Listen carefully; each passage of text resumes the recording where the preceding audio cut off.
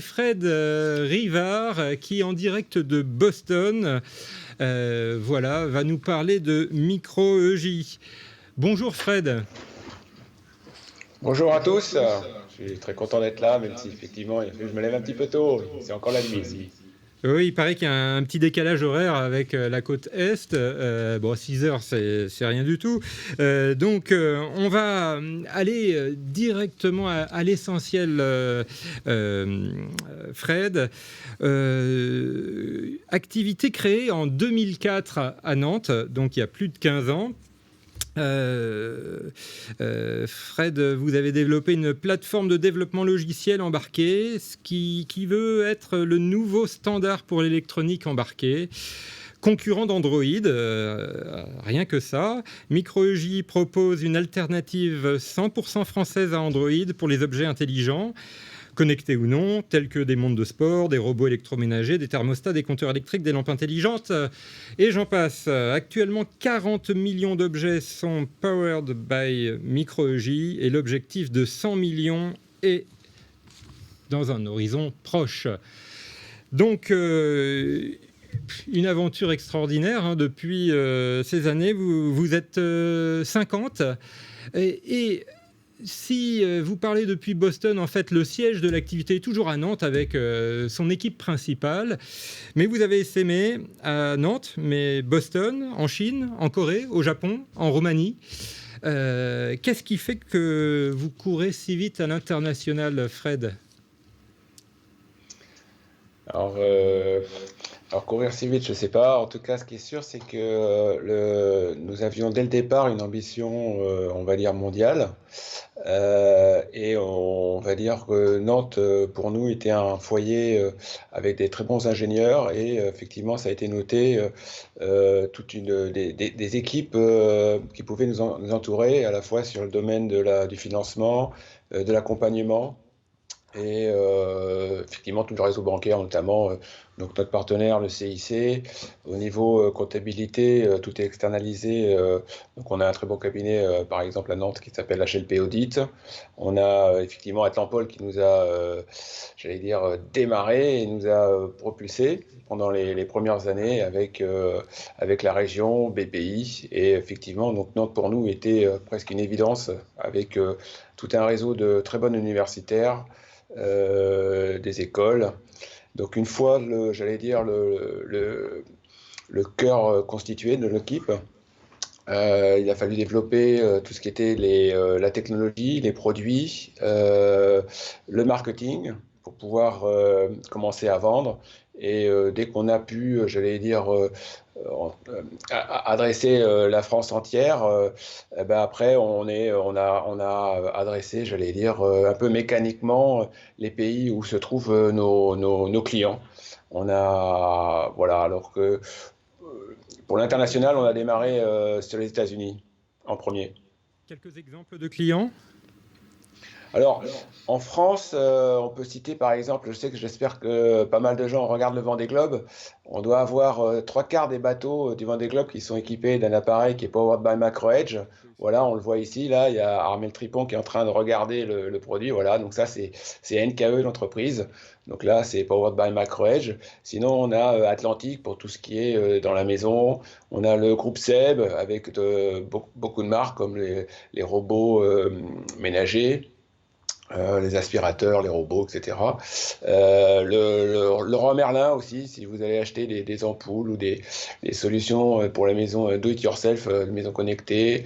Deltador, ce qui doit être assez connu, aussi, qui est très connu aussi en France. Et puis à l'international, on peut citer par exemple le numéro mondial des compteurs électriques, Landis+Gyr Gear. Il y a des grandes chances que plusieurs d'entre vous aient des compteurs électriques avec du Power by MicroEdge Inside. Pardon Fred. Zebra pour les printers, par exemple. Donc on imagine on comprend que la liste est très longue. Et tout de suite, on imagine... Les montres connectées, là j'en ai une au poignet. On imagine que c'est sans fin, puisqu'en fait, des objets connectés, il y en a partout et de plus en plus autour de nous, dans notre environnement. Donc le marché de MicroEJ, il est infini. Il est grand.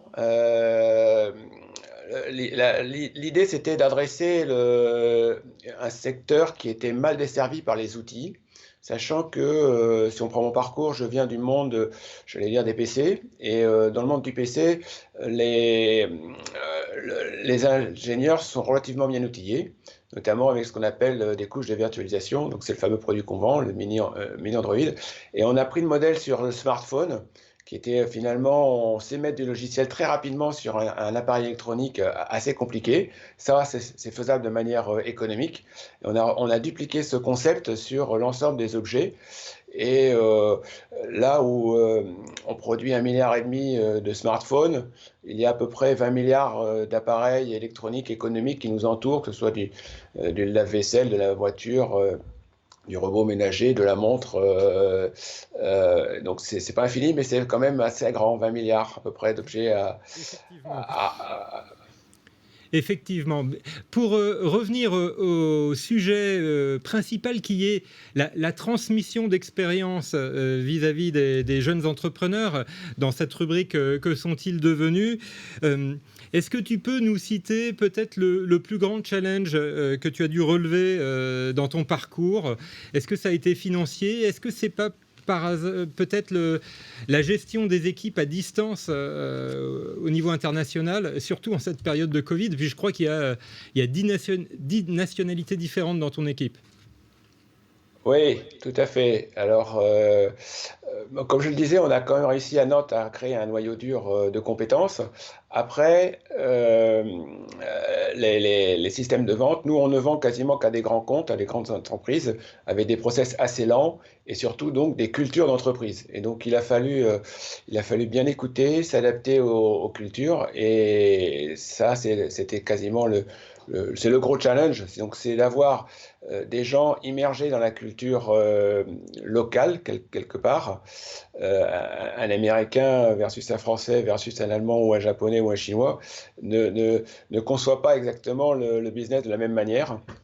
Et donc, être à l'écoute à la fois des équipes en interne et effectivement de nos clients, ça reste un challenge et on travaille beaucoup là-dessus, notamment avec des formations pour nos managers et puis le recrutement d'équipes locales de manière un peu systématique.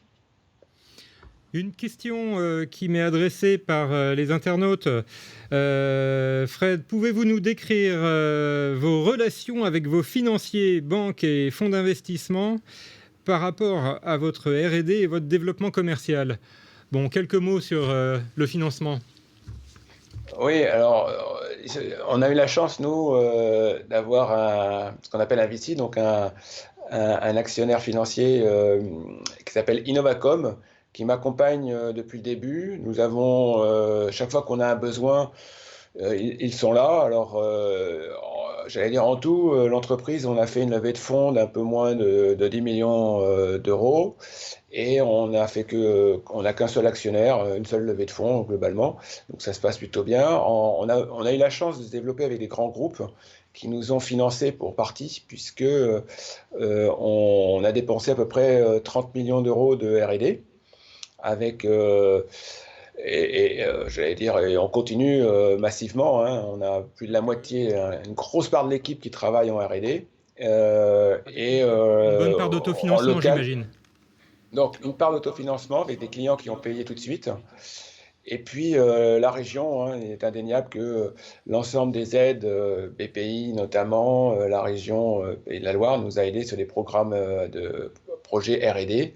Et l'ensemble de tout ça, effectivement, a concouru avec des emprunts bancaires aussi. On a notre partenaire financier, le CIC. On a eu la chance de les rencontrer, voilà, et actuellement on est même accompagné sur des prêts normaux, ce qui veut dire qu'on a effectivement dépassé le stade de la survie. Une vraie entreprise, bien.